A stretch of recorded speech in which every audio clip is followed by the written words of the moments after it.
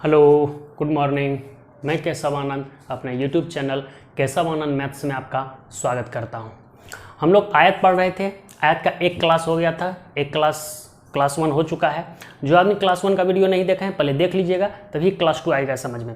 Class 1 में हम लोग आयत का फार्मूला पढ़े थे, थ्योरी पढ़े थे, उस पर 6 क्वेश्चन भी किए हुए थे। आज क्वेश्चन नंबर 7 से आगे बढ़ेंगे। जो आदमी नहीं देखे हैं क्लास 1 का वीडियो वो देख लीजिएगा पहले, तब ये क्लास 2, हालांकि क्लास 2 से समझ में आ जाएगा, वहाँ थ्योरी से स्टार्ट किए हुए हैं। आइए आज हम लोग स्टार्ट करते हैं आयत का क्लास 2 क्वेश्चन नंबर 7 से। क्वेश्चन नंबर 6 तक क्लास 1 में ही हो चुका है। आइए समझिए क्वेश्चन नंबर 7। क्वेश्चन नंबर 7 से समझते हैं हम लोग आयत क्लास 2। क्वेश्चन नंबर 7 से 6 तक तो हो चुका था। आइए क्वेश्चन नंबर 7। क्वेश्चन नंबर 7 का रहा है कि एक आयत की लंबाई 30 सेंटीमीटर और क्षेत्रफल 720 सेंटीमीटर स्क्वायर है। सबसे पहले एक आयत है जिसकी लंबाई 30 सेंटीमीटर दिया हुआ है और चौड़ाई मालूम नहीं है, लेकिन क्षेत्रफल मालूम है तो चौड़ाई हम निकाल सकते हैं। कैसे? तो क्षेत्रफल बराबर क्या होता है? लंबाई गुना चौड़ाई। जो बराबर दिया हुआ है 720, लंबाई हमको 30 दिया हुआ है, गुना चौड़ाई। चौड़ाई हमको निकालना है बटे 720। 30 से कटा दीजिए तो चौड़ाई निकल जाएगा मेरा 24 सेंटीमीटर। तो यहाँ चौड़ाई हो गया 24, आइए 30। अब क्वेश्चन में कह रहा है कि आयत की केवल लंबाई बढ़ाकर, सिर्फ आयत का लंबाई बढ़ा रहा है, इस लंबाई में वृद्धि कर रहा है। लंबाई बढ़ाकर उसका क्षेत्रफल, मूल क्षेत्रफल, यानी मूल क्षेत्रफल क्या? 720। मूल क्षेत्रफल का 1.1/4 गुना कर दिया जाता है तो नए आयत का परिमाप क्या होगा? आइए समझिए। तो केवल लंबाई बढ़ाकर, तो मान लीजिए लंबाई बढ़ा दिया, 30 था और लंबाई आप बढ़ा दीजिए 1 सेंटीमीटर। चलिए, चौड़ाई तो 24 दिया हुआ ही है। ये जो क्षेत्रफल निकल रहा है, मूल क्षेत्रफल यानी 720 का कितना गुना? 1.1/4। 1.1/4 को 4 का 4 5/4 लिख सकते हैं, तो लिख दीजिए 5/4। मूल क्षेत्रफल का 5/4 गुना, 1.1/4 गुना मतलब क्या? 5/4 गुना। इसको कैलकुलेट कर लीजिए थोड़ा सा। 4 से इसको कटा दीजिए, 18 चौक 72, 180। यहाँ 24 थी 72, 720 प्लस 24, x बराबर 18 पंचे 90, 900। 24 तो 720 इधर जाके घट जाएगा तो कितना हो जाएगा? 180। 24 x बराबर, तो x बराबर 180/24। इसको कटा दीजिए, 6 चौके 24, 12 से कट जाएगा, 12 से डायरेक्ट कट जाएगा, 12 दूनी 24, 12 से 15 बार में 15/2 7.5 सेंटीमीटर। कहने मतलब ये लंबाई आयत का कितना बड़ा है? 7.5 सेंटीमीटर। तो आयत का नया लंबाई क्या हो जाएगा? नया लंबाई हो जाएगा आयत का, पहले से था 30 प्लस 7.5 यानी कि 37.5, और चौड़ाई तो पहले से जो है वही रह जाएगा कितना? 24। तो परिमाप नया क्या हो जाएगा? परिमाप बराबर क्या होता है? क्षेत्रफल। परिमाप बराबर क्या होता है? फॉर्मूला पहला क्लास में बता चुके हैं, 2 इंटू लंबाई जो चौड़ाई। तो 2 इंटू लंबाई कितना है? नया लंबाई 37.5 और चौड़ाई कितना है? 24। 2 गुना 37.5 और 24, 7 4 11 यानी 3 2 5 1 6, 61.5। इसको गुना कीजिए, 61 दूनी 122 यानी 123 सेंटीमीटर आंसर। ये हुआ टाइप क्वेश्चन नंबर 7 का। जैसे क्वेश्चन 6 था उसी तरह क्वेश्चन 7 भी है। चलिए उतारिए इसको। क्वेश्चन नंबर 7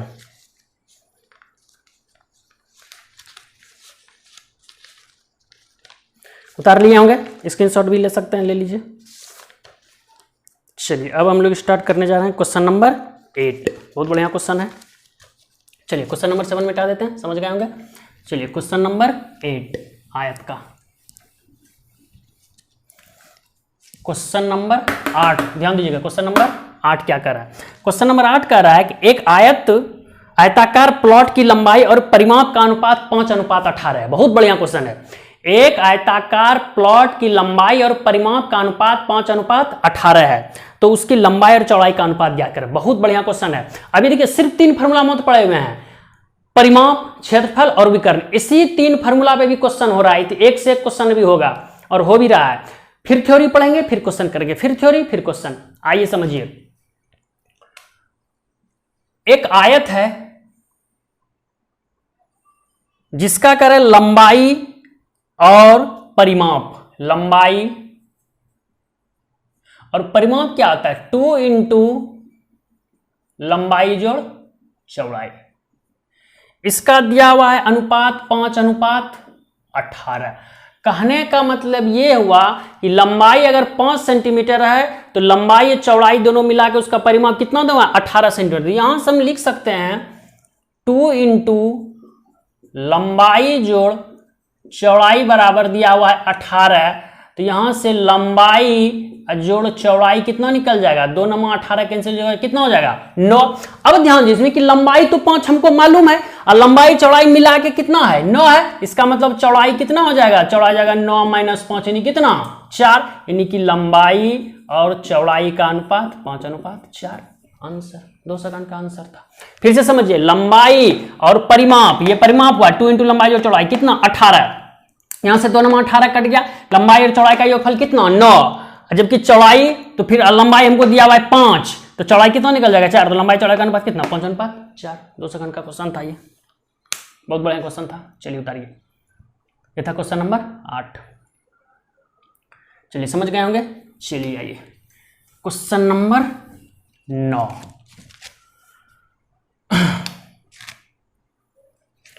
क्वेश्चन नंबर 9 की तरफ चलते हैं।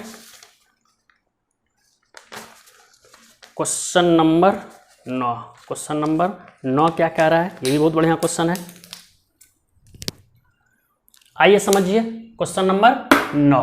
क्वेश्चन नंबर 9 कह रहा है कि किसी आयत का परिमाप 60 सेंटीमीटर है और उसके क्षेत्रफल और लंबाई का अनुपात 12:1 है, तो आयत की लंबाई ज्ञात करें। यह भी बहुत बढ़िया क्वेश्चन है। ये एक आयत है, चलिए परिमाप 60 सेंटीमीटर है यानी कि 2 इंटू लंबाई जोड़ चौड़ाई बराबर 60। तो यहां से हम लिख सकते हैं लंबाई जोड़ चौड़ाई 2 से 30 बार में कैंसिल, यानी कितना 30 सेंटीमीटर।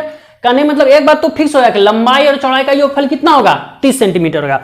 अब कह रहा है कि क्षेत्रफल और लंबाई का अनुपात 12:1 है, यानी कि क्षेत्रफल क्या होता है लंबाई गुना चौड़ाई और लंबाई का अनुपात 12:1 है।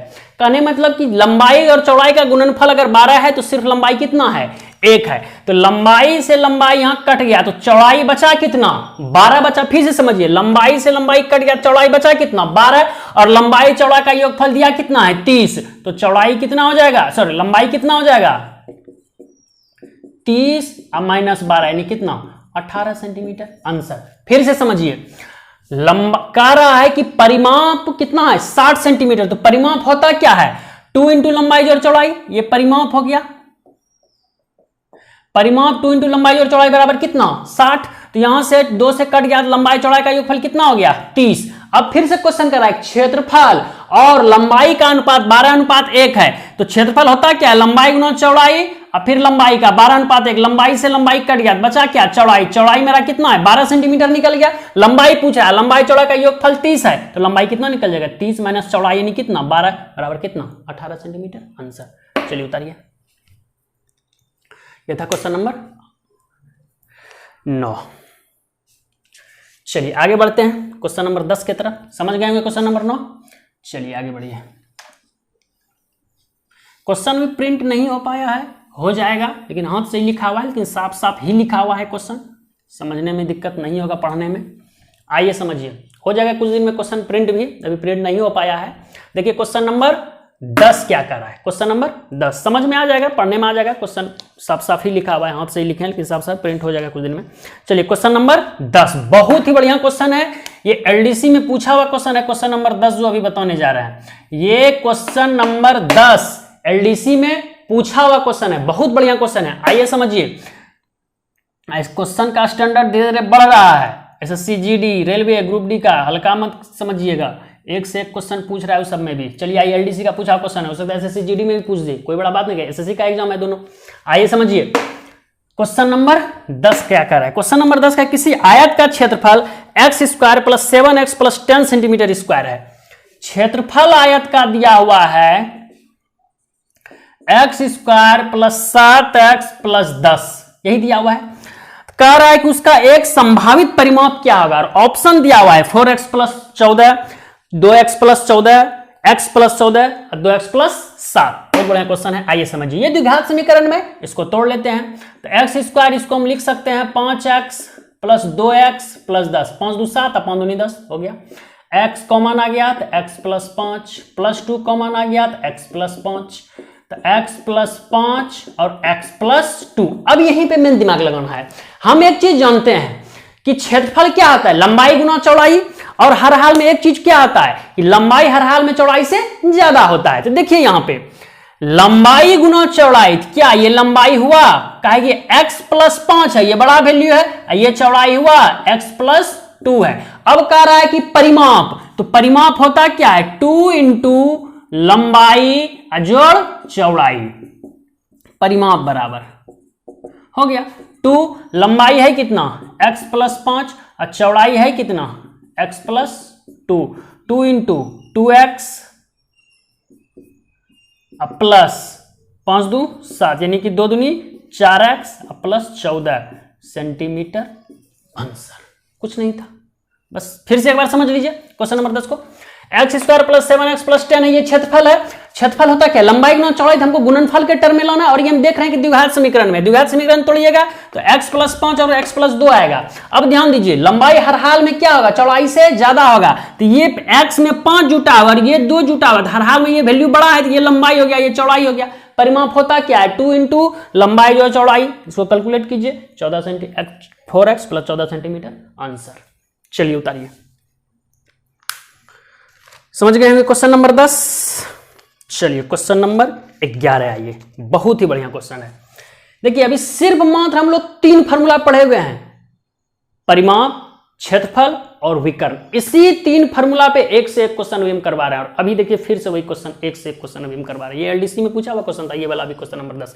चलिए क्वेश्चन नंबर 11 आइए।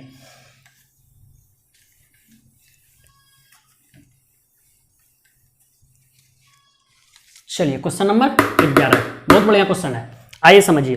क्वेश्चन कह रहा है कि एक आयत एबीसीडी है जिसकी भुजा AB को एक्स वाई तथा जेड बिंदुओं द्वारा 4 बराबर भागों में बांटा गया है। तो त्रिभुज XYC का क्षेत्रफल आयत ABCD के क्षेत्रफल का कितना भाग होगा, 1/6, 1/7, 1/8, 1/9। क्वेश्चन नंबर 11, आइए समझिए।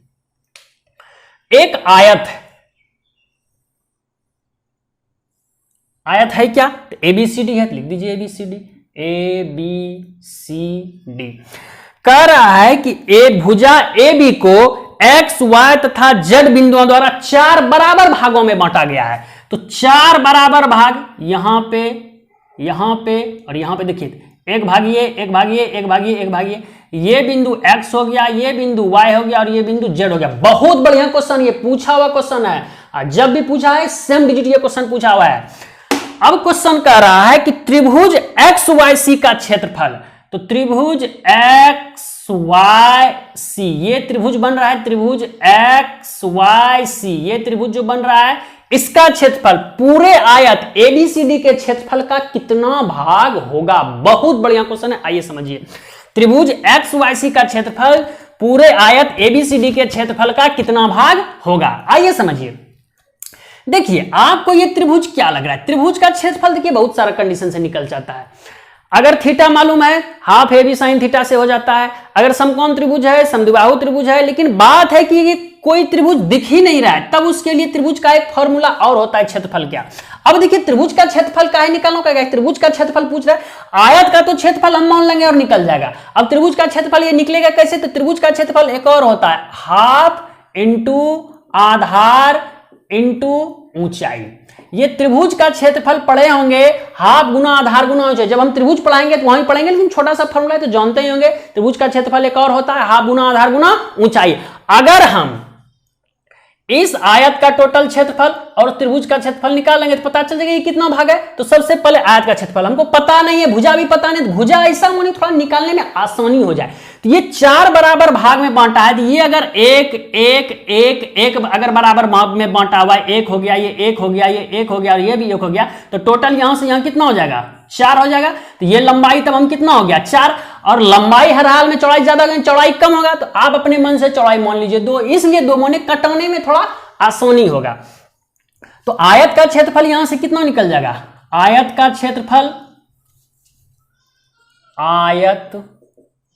का क्षेत्रफल लंबाई गुना चौड़ाई 4 गुना 2 बराबर 8 सेंटीमीटर। ये माने हैं 4 और 2 हम माने हैं, दिया नहीं है क्वेश्चन में, इसलिए 4 2 मान लिए, थोड़ा कटाने में आसानी होगा, गुना करने में थोड़ा आसानी होगा। आप अपने मन से एक्स वाई भी मान लीजिए, एक्स वाई मानिएगा थोड़ा सा लेंदी हो जाता क्वेश्चन। अब आइए त्रिभुज का क्षेत्रफल कैसे निकलेगा। तो त्रिभुज का क्षेत्रफल होता है हाफ इंटू आधार इंटू ऊंचाई, ये होता है त्रिभुज का क्षेत्रफल।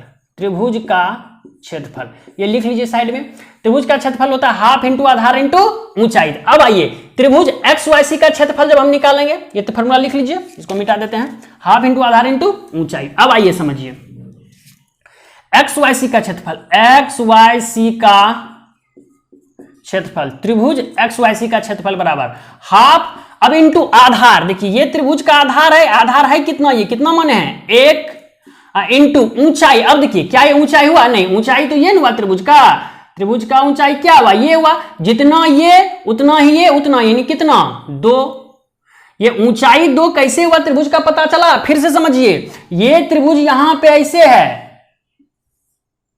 ये त्रिभुज ऐसे है X Y C, X Y C क्या ऊंचाई नहीं, ऊंचाई तो ये हुआ त्रिभुज का। त्रिभुज जब पढ़ाएंगे हालांकि बढ़िया से समझिएगा, और हालांकि फिर भी आइए समझिए, थोड़ा समझते हैं। त्रिभुज का ऊंचाई क्या हुआ, ये हुआ, ये शीर्ष बिंदु से यहां पे डाले गए लंब को ही तो ऊंचाई कहते हैं, तो त्रिभुज का ऊंचाई ये हुआ, तो ये आपका ऊंचाई हुआ, यानी ये 2, ये 2, यानी ऊंचाई कितना हो गया 2, तो हाफ इंटू आधार इंटू ऊंचाई, 2 से 2 कट यानी कितना 1 सेंटीमीटर स्क्वायर, यानी त्रिभुज का क्षेत्रफल 1 सेंटीमीटर स्क्वायर और पूरे आयत का क्षेत्रफल 8 सेंटीमीटर स्क्वायर, यानी कि त्रिभुज का क्षेत्रफल आयत के क्षेत्रफल का कितना भाग जाएगा 1/8 भाग। आंसर 2 सेकंड में।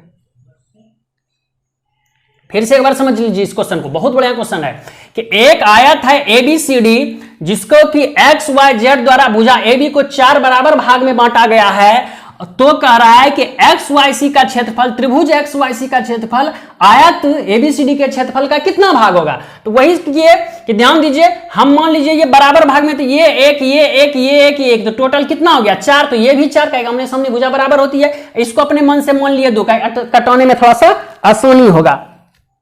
त्रिभुज का क्षेत्र सॉरी आयत का क्षेत्रफल हो गया 8 सेंटीमीटर स्क्वायर लंबाई गुना चौड़ाई, और त्रिभुज का क्षेत्रफल क्या हो गया हाफ गुना आधार गुना ऊंचाई, तो आधार ये एक्स वाई की दूरी यानी 1 और ऊंचाई हो गया आपका ये वाला यानी कि 1 सेंटीमीटर स्क्वायर, तो ये त्रिभुज का 1 आयत का 8 यानी कितना 1/8 भाग। आंसर। चलिए बहुत बढ़िया क्वेश्चन था ये, चलिए उतारिए इसको। चलिए यहां तक समझ गए, क्वेश्चन नंबर 11 था ये, चलिए उतार लीजिए, स्क्रीनशॉट ले लीजिए। चलिए क्वेश्चन नंबर 12 की तरफ चलते हैं, बहुत बढ़िया क्वेश्चन है ये भी, क्वेश्चन नंबर 12। देखिए सिर्फ 3 फार्मूला, क्षेत्रफल, परिमाप और विकर्ण पे ही अभी क्वेश्चन बन रहा है, क्वेश्चन नंबर 12। आइए क्वेश्चन नंबर 12 को समझते हैं। क्वेश्चन नंबर 12 क्या कह रहा है, क्वेश्चन नंबर 12 कह रहा है कि ABCD एक आयत है, लिख दीजिए ABCD एक आयत है, जो क्वेश्चन कह रहा है वही कीजिए, A है, B है, C है और D है।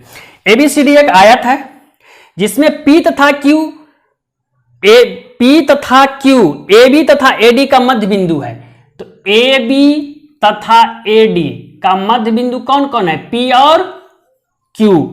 उसके बाद कह रहा है कि त्रिभुज PQC, PQ, ये PQ को मिला दीजिए और C, त्रिभुज PQC, ये त्रिभुज PQC, ये जो रंगा हुआ भाग है, ये डॉटेड भाग हम कर दिए PQC को।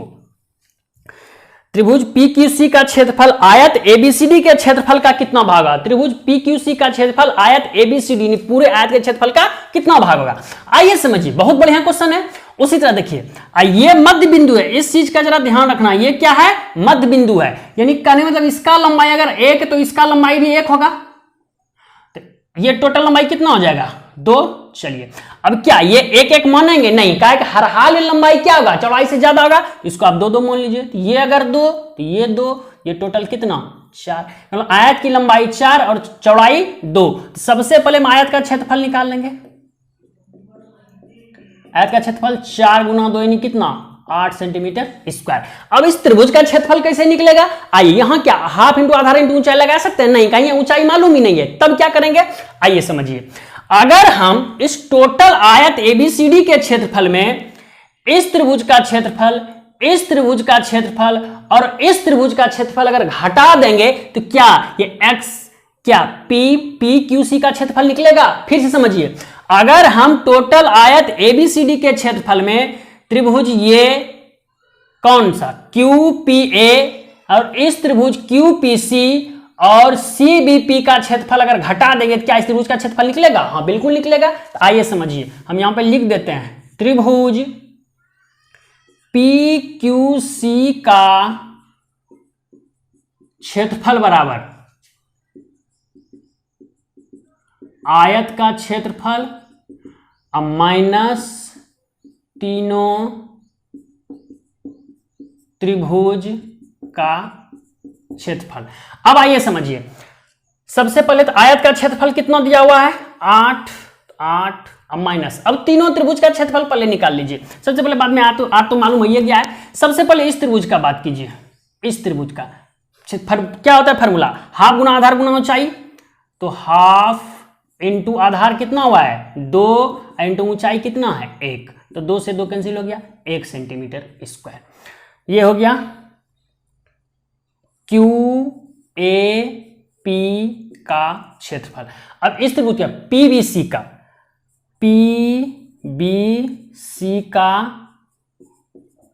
क्षेत्रफल बराबर हाफ इंटू आधार 2 इंटू ऊंचाई भी यहां कितना है 2, तो 2 से 2 कैंसिल कितना 2 सेंटीमीटर स्क्वायर। अब इस त्रिभुज का बात कीजिए, त्रिभुज त्रिभुज त्रिभुज हाफ गुना आधार गुना ऊंचाई, आधार और ऊंचाई कितना त्रिभुज क्यू डी सी का क्षेत्रफल, त्रिभुज क्यू डी सी का क्षेत्रफल हाफ इंटू आधार, देखिए आधार यहां पे कितना है 4 इंटू ऊंचाई कितना है 1, तो 2 दूनी 4 कैंसिल कितना 2 सेंटीमीटर स्क्वायर। कहने मतलब इस तीनों को मिला के कितना हो गया 2 2 4 1 5। तो त्रिभुज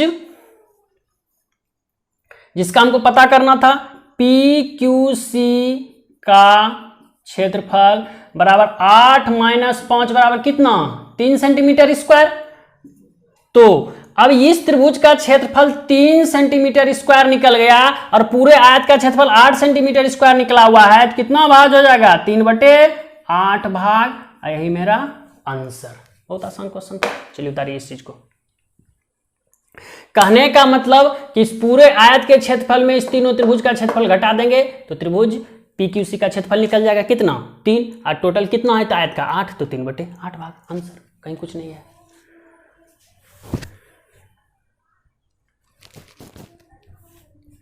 तो यहां तक समझ गए होंगे। चलिए, तो यहां तक आयत का हम लोग आज 5-6 क्वेश्चन आज भी किए। बहुत बढ़िया क्वेश्चन, बहुत बढ़िया क्वेश्चन था आज। आशा करते हैं कि आज का क्लास आप लोग समझ गए होंगे बढ़िया से। नेक्स्ट क्लास में मिलते हैं आयत का। Thank you. क्लास नंबर 3 में।